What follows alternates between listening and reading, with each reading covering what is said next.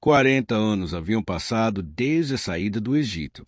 Uma geração inteira havia desaparecido no deserto.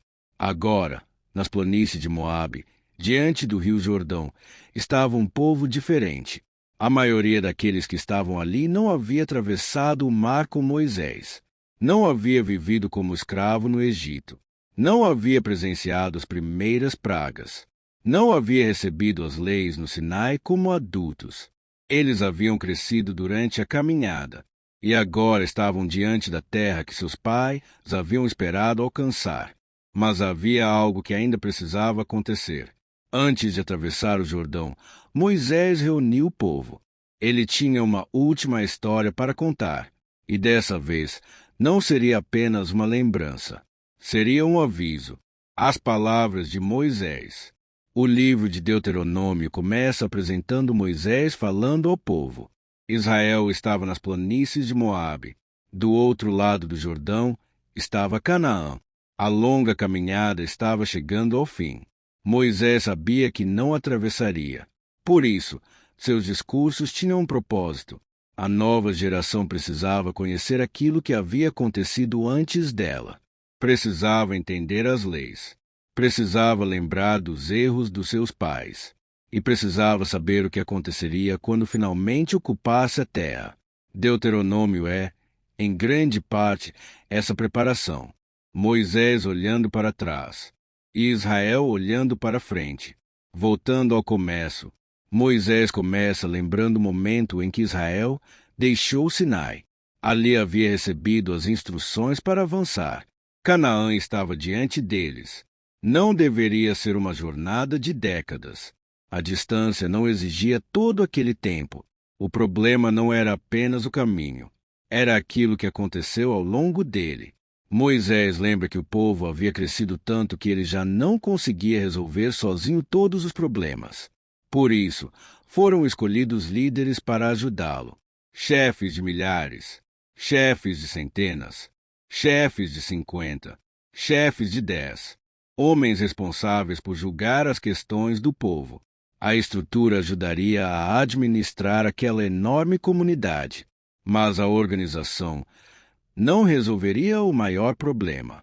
A confiança. Os 12 espias. Moisés chega então ao episódio que havia mudado toda a história daquela geração. A missão dos 12 espias. Eles haviam entrado em Canaã. Tinham visto a terra. Tinham observado seus habitantes. Tinham voltado carregando frutos. A terra era fértil. Mas 10 dos homens trouxeram um relatório marcado pelo medo. As cidades eram fortes, os habitantes eram numerosos, e os israelitas acreditaram que não conseguiriam vencer. Josué e Calebe haviam discordado. Eles acreditavam que Israel deveria avançar, mas a comunidade preferiu ouvir a maioria. O povo começou a reclamar. Chegou a desejar voltar para o Egito. Segundo Moisés, aquele foi o momento em que a geração que havia saído do Egito perdeu a oportunidade de entrar na terra. O deserto como consequência. Moisés lembra aos israelitas que seus pais haviam recebido uma oportunidade, mas tiveram medo. Agora seus filhos estavam diante da mesma terra. A diferença era que aquela nova geração precisava tomar uma decisão diferente. O deserto havia sido o lugar onde aquela geração nasceu e cresceu, mas não deveria ser seu destino final. A caminhada estava chegando ao fim. Moisés sabia que eles precisavam aprender com o passado, porque os erros de seus pais poderiam ser repetidos, e a terra prometida não seria simplesmente entregue sem desafios. Haveria povos vivendo ali, haveria cidades, haveria guerras, haveria tentações, e haveria a possibilidade de Israel esquecer aquilo que havia aprendido no deserto, os amorreus. Moisés também relembra a tentativa de avançar para a região montanhosa. Depois que o povo recebeu a notícia de que não entraria em Canaã naquele momento, alguns decidiram avançar mesmo assim. Moisés havia alertado, mas eles foram, e foram derrotados. Era uma lembrança importante. Nem sempre avançar significava coragem. Às vezes, era simplesmente desobedecer no momento errado. Israel precisava aprender a diferença. Depois disso, a comunidade voltou ao deserto. E os anos passaram. A morte da antiga geração. Moisés lembra que aquela geração foi desaparecendo. Homens que haviam testemunhado o Egito morreram. Seus filhos cresceram. E finalmente Israel retornou em direção à região de Canaã. Mas agora havia outra diferença. O povo já havia aprendido a lutar. Israel havia enfrentado Seom, rei dos amorreus. Também havia derrotado Og, rei de Bazã. Essas vitórias mostravam que a nova geração não era a mesma que havia temido os habitantes de Canaã. Ela já havia enfrentado reis. Já havia atravessado territórios inimigos. E agora estava diante do maior desafio. A própria terra prometida. Uma fronteira. Moisés fala com um povo que está literalmente diante de uma fronteira. Atrás deles estão 40 anos de história. À frente está uma terra desconhecida. E, entre os dois, está o Jordão. Moisés não estará do outro lado. Essa realidade aparece cada vez mais claramente. Ele continuará dando instruções. Continuará ensinando. Continuará preparando o povo, mas não será ele quem levantará a bandeira de Israel dentro de Canaã. Esse papel será de Josué. Josué. Moisés lembra como Josué havia sido escolhido. Ele estivera ao lado de Moisés durante a caminhada. Tinha participado da missão dos espias. Tinha visto o medo dos outros. E permanecerá firme. Agora receberia uma responsabilidade enorme. Conduzir uma população inteira para dentro de uma terra habitada por outros povos. Moisés diz ao povo para não ter medo, e diz a Josué para ser forte e corajoso. A liderança estava mudando de mãos, mas Moisés ainda tinha muito a dizer. Não esqueçam, essa é uma das grandes mensagens de Deuteronômio. Não esqueçam o Egito, não esqueçam o deserto, não esqueçam o Sinai. Não esqueçam as dificuldades. Não esqueçam as vitórias. Não esqueçam os erros. E, principalmente, não esqueçam aquilo que receberam. Porque agora eles entrariam em uma terra onde poderiam viver de maneira muito diferente. Teriam campos, plantações, casas, rebanhos, cidades, riqueza e estabilidade. E justamente por isso existia um novo perigo. No deserto, quando faltava água, era fácil lembrar da dependência. Na terra fértil, quando houvesse abundância, poderiam esquecer a terra que eles não conheciam. Moisés estava preparando Israel para uma realidade que nenhum deles havia experimentado. O deserto exigia sobrevivência diária. Canaã exigiria organização. Na terra haveria agricultura, propriedades, famílias estabelecidas, cultivos, animais, cidades e contato constante com outros povos. A vida mudaria completamente, e com ela surgiriam novos desafios. Israel precisaria construir sua identidade dentro daquela terra. Precisaria preservar suas leis. Precisaria manter suas tradições. E precisaria lembrar de onde havia vindo. O primeiro discurso. Moisés ainda não terminou. Ele apenas começou. O primeiro discurso é uma grande lembrança da jornada. É como se o líder estivesse colocando a história diante da nova geração antes de entregá-la ao futuro. Ele não quer que Israel entre em Canaã pensando que tudo começou naquele momento. A terra seria o resultado de uma longa história. Uma história que começou muito antes deles. Com Abraão, com Isaque, com Jacó, com José, com o Egito, com Moisés, com a saída, com o Sinai e com 40 anos de deserto. Agora aquela história estava chegando a um novo capítulo.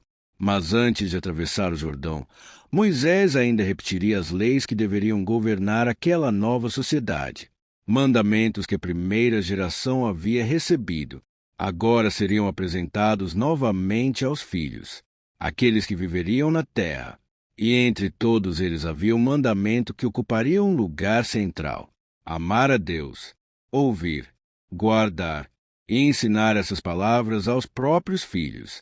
Porque Moisés sabia que conquistar uma terra seria apenas uma parte da história. Permanecer nela seria outro desafio. E é justamente aí que começa a próxima parte de seu discurso. Moisés havia começado seu discurso lembrando o passado. Agora ele começava a falar sobre o futuro. Israel estava prestes a entrar em Canaã.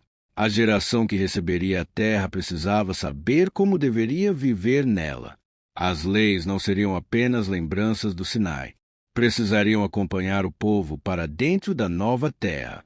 E Moisés começa relembrando aquilo que estava no centro da aliança: os 10 mandamentos. Moisés reúne o povo e relembra os mandamentos recebidos no monte. Não era a primeira vez que Israel ouvia aquelas palavras, mas a situação era diferente. Aqueles que estavam diante dele agora eram, em grande parte, a nova geração. O primeiro mandamento estabelecia que Israel não deveria ter outros deuses diante de Deus. Depois vinha a proibição de fazer imagens para a adoração. O nome de Deus deveria ser tratado com respeito. O sábado deveria ser guardado. Os filhos deveriam honrar pai e mãe. Não matar. Não cometer adultério. Não furtar. Não dar falso testemunho. E não desejar aquilo que pertencesse ao próximo. Moisés não estava apenas repetindo regras. Estava colocando diante daquela geração os princípios que deveriam orientar sua vida. Porque a entrada em Canaã não significaria o fim da responsabilidade. Seria o começo de uma nova etapa. Um Deus e um povo. Entre todas as instruções, havia uma ideia central. Israel deveria reconhecer um único Deus. Moisés apresenta aquilo que ficou conhecido como Shema. Ouça, Israel. O Senhor é o Deus de Israel. E o povo deveria amá-lo de todo o coração, de toda a alma e com todas as forças. A relação não deveria ser apenas uma questão de rituais. A lealdade deveria fazer parte da vida cotidiana. Moisés então apresenta uma orientação que seria repetida inúmeras vezes ao longo da história de Israel. Essas palavras deveriam permanecer no coração do povo. Deveriam ser ensinadas aos filhos, faladas em casa, durante o caminho, ao deitar, ao levantar. A nova geração deveria aprender a fé não apenas em momentos religiosos. Ela deveria fazer parte da rotina.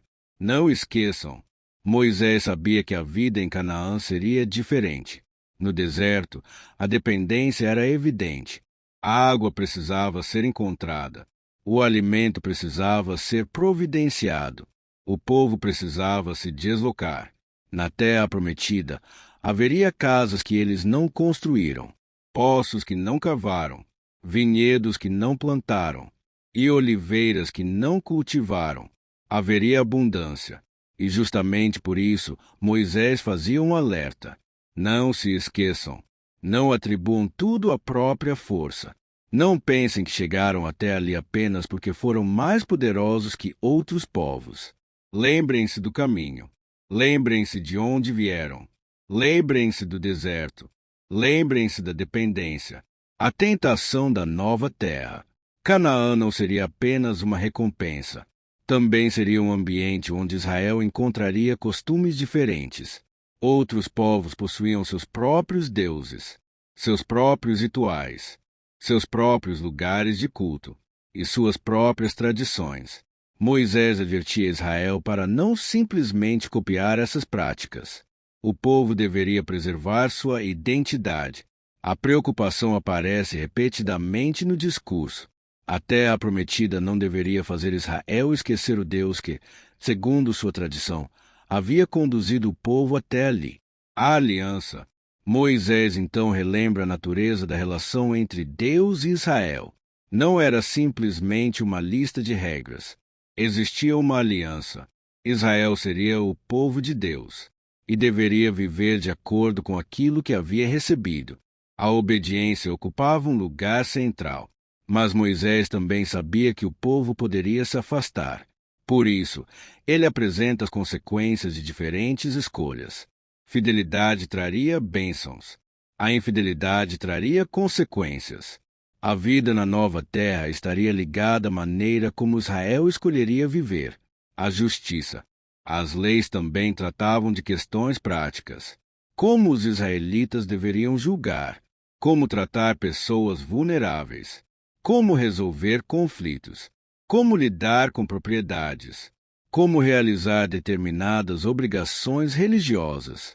A ideia era estabelecer uma sociedade organizada. Israel não seria apenas um conjunto de famílias. Seria uma comunidade com leis. Haveria juízes, sacerdotes, anciãos, líderes e, posteriormente, reis. Mas todos estariam submetidos à mesma aliança. O estrangeiro. Entre as instruções havia também atenção ao estrangeiro. Moisés lembrava que Israel havia sido estrangeiro no Egito. Por isso, o povo deveria se lembrar de sua própria história ao tratar aqueles que viviam entre eles. A memória da escravidão não deveria desaparecer. A experiência do Egito deveria influenciar a maneira como Israel trataria outras pessoas. Era uma das razões pelas quais Moisés repetia tanto a necessidade de lembrar. O passado deveria servir de orientação para o futuro. Os pobres. As leis também tratavam dos necessitados. A terra deveria produzir, mas a riqueza não deveria significar que todos seriam abandonados. Havia instruções relacionadas às colheitas, dívidas e ajuda aos pobres. A sociedade que estava sendo formada teria responsabilidades coletivas. Não seria apenas uma questão de conquistar território. Era necessário aprender a viver naquele território. Os anos de escravidão. Moisés volta novamente ao Egito. Israel havia sido escravo. Por isso, diversas leis são apresentadas tendo essa experiência como lembrança. Quando tratassem seus servos, quando acolhessem estrangeiros, quando realizassem determinadas celebrações, quando organizassem sua sociedade, deveriam lembrar: vocês foram escravos no Egito. Essa frase funciona como uma espécie de memória constante. A identidade de Israel estava ligada à libertação. As festas. Moisés também relembra as principais celebrações. A primeira delas é a Páscoa. Ela lembrava a saída do Egito. Depois aparecem outras festas ligadas ao calendário religioso de Israel. A festa dos pães asmos, a festa das semanas, a festa dos tabernáculos. Cada uma possuía seu próprio significado e período, mas havia algo em comum. Elas mantinham a história viva. Todos os anos, novas gerações poderiam perguntar: por que fazemos isso? E os pais poderiam responder contando a história.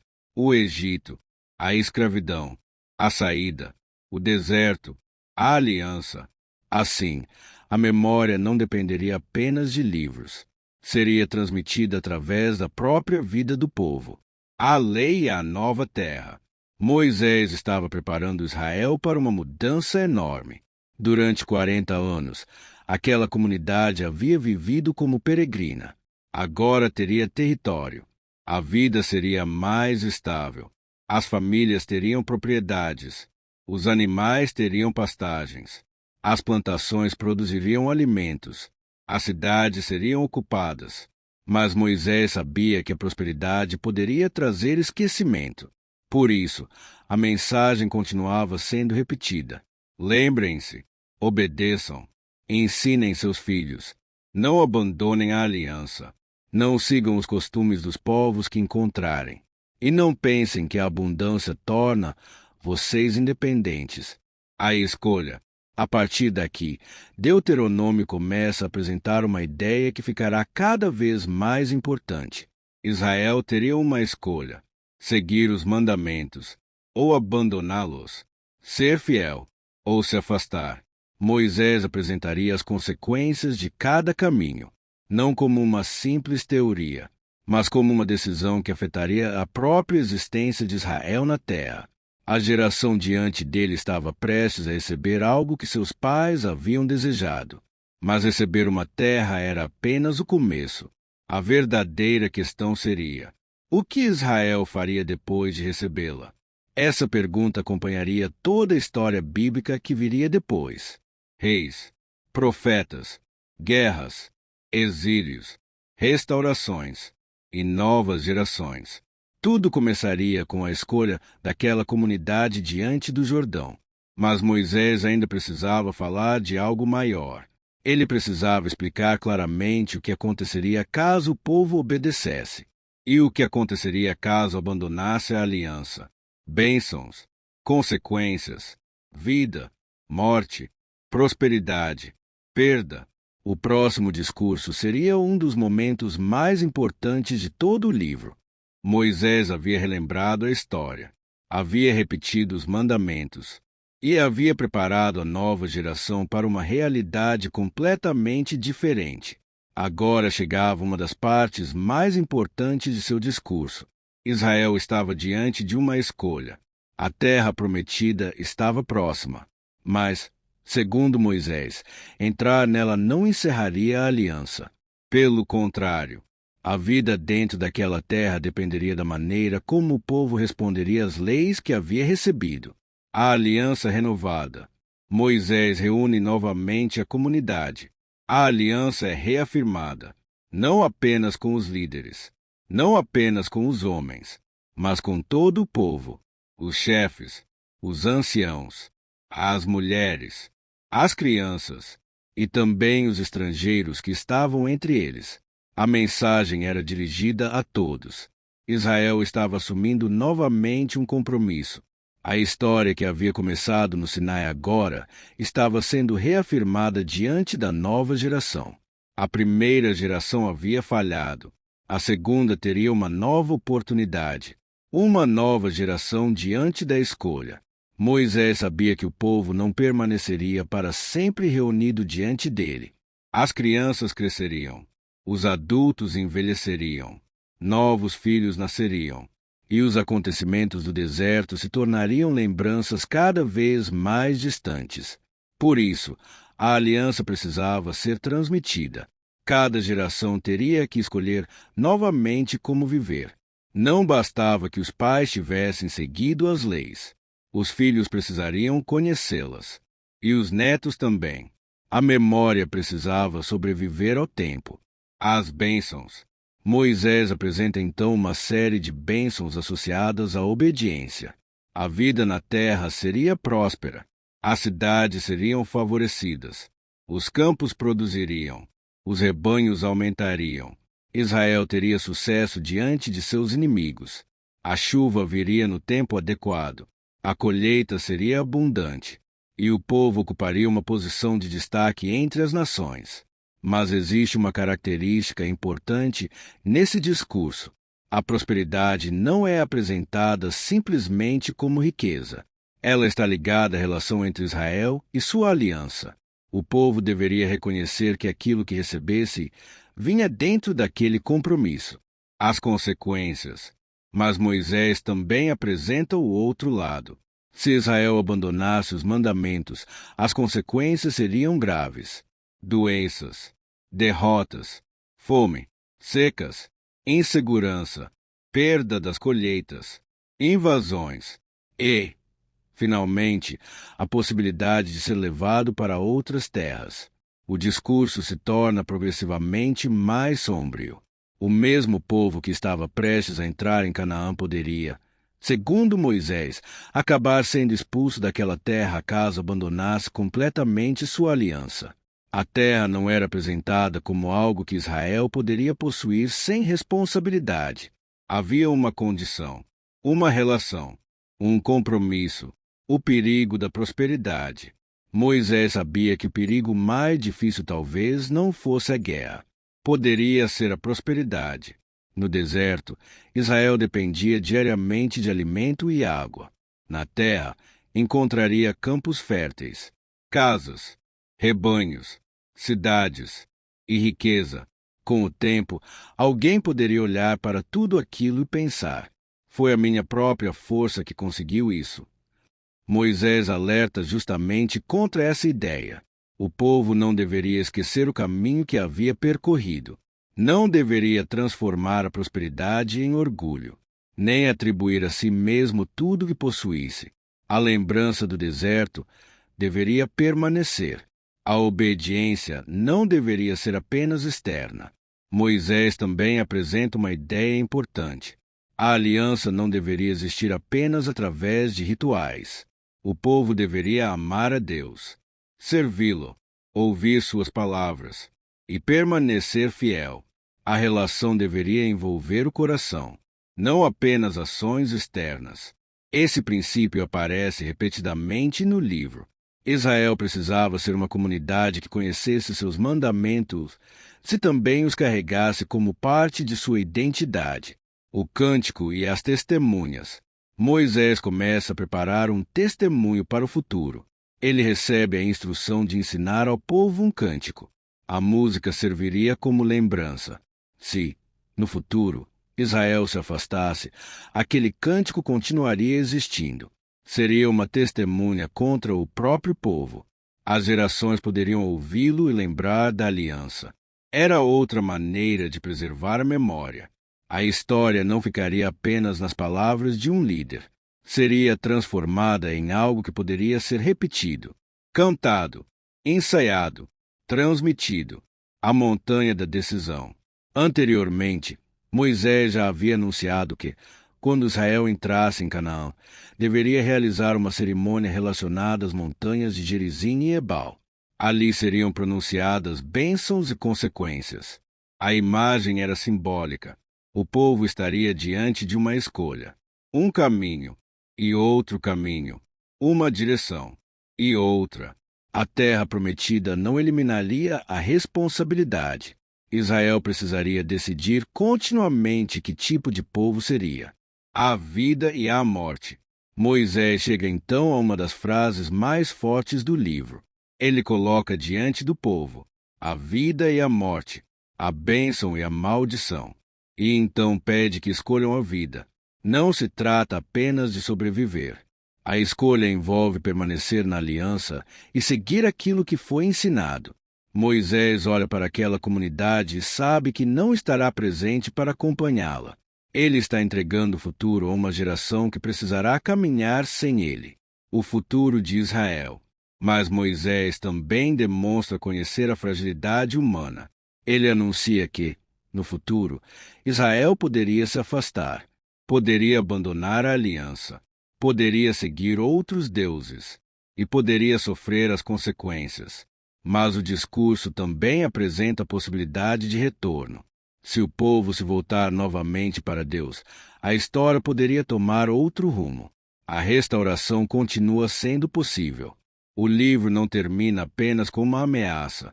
Existe também a possibilidade de retorno, de reconstrução, de recomeço. Moisés entre o passado e o futuro. Nesse ponto, a figura de Moisés começa a assumir uma posição diferente. Durante décadas, ele havia sido o homem que conduzia Israel. Agora é o homem que prepara Israel para continuar sem ele. Essa diferença é importante. Moisés não está mais tentando levar o povo para Canaã. Está ensinando como viver depois que chegarem. É uma despedida gradual. A liderança está passando para Josué. As leis estão sendo reafirmadas. A aliança está sendo renovada. E o futuro está sendo colocado nas mãos daquela geração. Josué é chamado. Moisés então chama Josué. Diante de todo o povo, entrega a ele uma responsabilidade. Ser forte, ser corajoso, não ter medo. Josué conduziria Israel para dentro da terra. Moisés não faria isso. O homem que havia enfrentado Faraó, que havia atravessado o deserto, que havia subido ao Sinai, que havia liderado Israel durante décadas, agora começava a desaparecer da cena. Mas ainda havia algumas palavras a serem ditas. Ainda havia um cântico. Ainda havia uma bênção. E ainda havia uma montanha. Moisés estava chegando ao fim de sua história. Uma última advertência.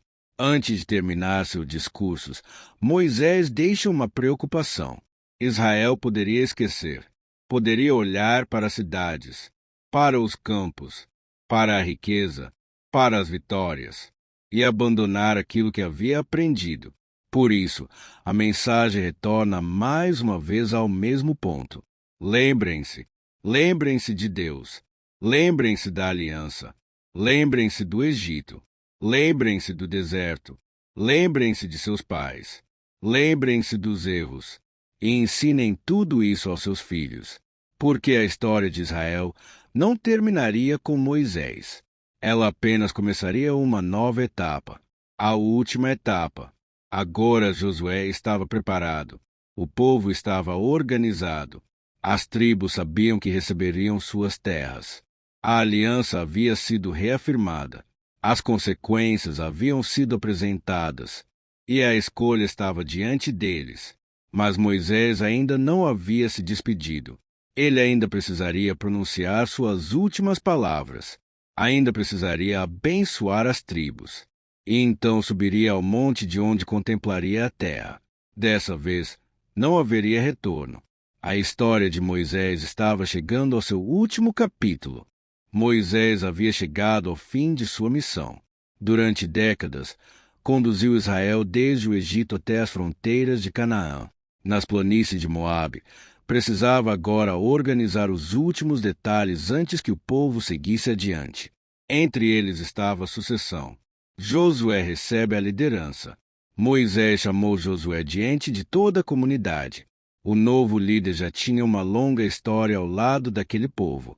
Havia participado da expedição dos 12 espias e, junto com Calebe, defendido a entrada em Canaã quando os demais ficaram dominados pelo medo. Agora chegará a sua vez. Moisés o apresentou publicamente e lhe deu uma orientação direta: ser forte e corajoso. Josué teria de conduzir Israel em uma etapa que seu antecessor não viveria. Atravessaria o Jordão, enfrentaria os povos de Canaã e organizaria a distribuição das terras entre as tribos. A transição estava feita. A lei precisava continuar. Moisés também tomou providências para que seus ensinamentos permanecessem depois de sua morte. As palavras da lei foram registradas e entregues aos sacerdotes levitas. Elas deveriam ser preservadas e lidas diante de toda a comunidade em períodos determinados. Homens, mulheres, crianças e estrangeiros que vivessem entre os israelitas deveriam ouvir. Assim, o conhecimento recebido no deserto não ficaria restrito à geração que o havia escutado diretamente. A nova sociedade levaria essas instruções consigo para Canaã. O cântico, outro elemento, marcaria os últimos dias do líder. Um cântico deveria ser ensinado ao povo. Nele estaria registrada a trajetória de Israel e também um alerta para o futuro. A vida na nova terra seria muito diferente daquela experimentada no deserto. Israel teria campos, rebanhos, cidades, maior estabilidade. A abundância, porém, poderia trazer esquecimento.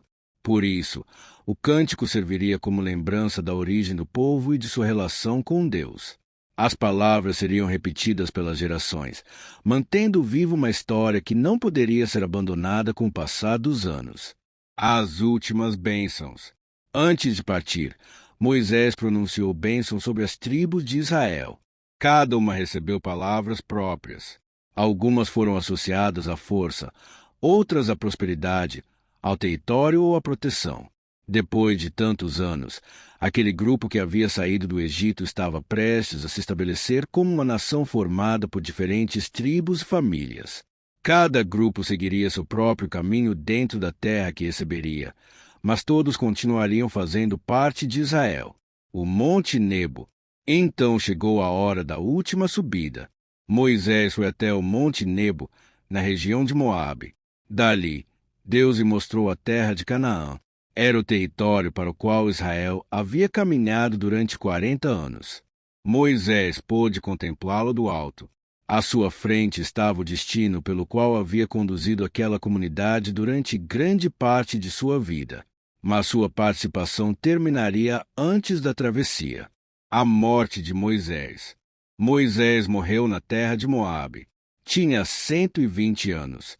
Deuteronômio registra que sua visão permanecia boa e que sua força ainda não havia desaparecido. Ele foi sepultado na região de Moabe, mas seu túmulo não ficou conhecido. Israel entrou em luto. Durante 30 dias, a comunidade lamentou a morte de seu líder. Josué assume. Depois do período de luto, Josué passou a conduzir Israel. Segundo o relato, ele recebeu sabedoria para exercer a nova função, e o povo passou a reconhecê-lo como sucessor de Moisés. A mudança estava concluída. Aquele que conduzia Israel desde o Egito agora pertencia à memória do povo. Josué assumiria a responsabilidade pela próxima etapa, e o Jordão marcava a fronteira entre os dois momentos. O legado de Moisés. Deuteronômio encerra sua narrativa fazendo uma avaliação da vida de Moisés. O texto afirma que não havia surgido em Israel outro profeta como ele. Moisés enfrentou Faraó e participou dos acontecimentos que levaram à libertação do Egito. Recebeu as leis, conduziu Israel durante os anos no deserto e atravessou períodos marcados por revoltas, guerras, perdas e transformações. Sua história estava ligada à formação de Israel como povo, mas agora chegava ao fim. O fim de Deuteronômio. Com a morte de Moisés, termina uma das maiores etapas da narrativa bíblica. Gênesis apresentou as origens dos patriarcas. Êxodo contou a saída do Egito e a formação da aliança. Levítico apresentou as leis religiosas e os princípios de santidade. Números acompanhou Israel durante os anos no deserto. Deuteronômio registrou os últimos discursos de Moisés, se preparou a nova geração para entrar em Canaã. Agora Josué está à frente. As tribos estão preparadas. O povo se encontra nas margens do Jordão. Do outro lado está a terra que seus antepassados esperaram durante gerações. A próxima etapa será diferente de tudo que veio antes. A longa peregrinação terminará. Começarão as travessias, as batalhas e a conquista do território. E o primeiro grande obstáculo será uma cidade que se tornaria um dos episódios mais conhecidos de toda a narrativa bíblica: Jericó.